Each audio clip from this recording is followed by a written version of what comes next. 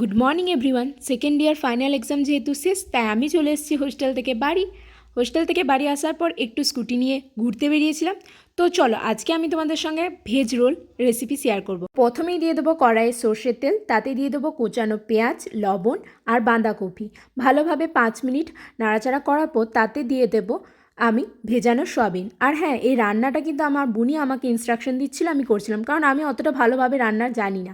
তারপর তাতে গরম মশলা, ধনে গুঁড়ো দিয়ে ভালোভাবে লাল লাল করে ভেজে নিতে হবে। অন্যদিকে পরিমাণ মতো রুল ময়দা, তাতে লবণ আর একটু জল দিয়ে ভালোভাবে মাখিয়ে নেব। মাখানো হয়ে গেলে 5 মিনিট এভাবে রেখে দেবো। তারপর যেমন রুটি করে সেভাবে গোল গোল করে রুটিগুলো বেলে নেব। রুটিগুলো হয়ে গেলে তারপর তাওয়ার মধ্যে কিছুটা ঘি দিয়ে রুটিটা এপিট ওপিট করে সেঁকে নিতে হবে। তারপর ভালোভাবে ভাজা হয়ে গেলে থালার মধ্যে তুলে নিতে হবে। তাতে সস দিয়ে আগে থেকে তৈরি করে রাখা পুরটা দিয়ে দিতে হবে। তার মধ্যে শসা কুচি দিয়ে রোল করে তৈরি হোমমেড ভেজ রোল। তোমরা একদিন বাড়িতে ট্রাই করে দেখো কেমন লাগে।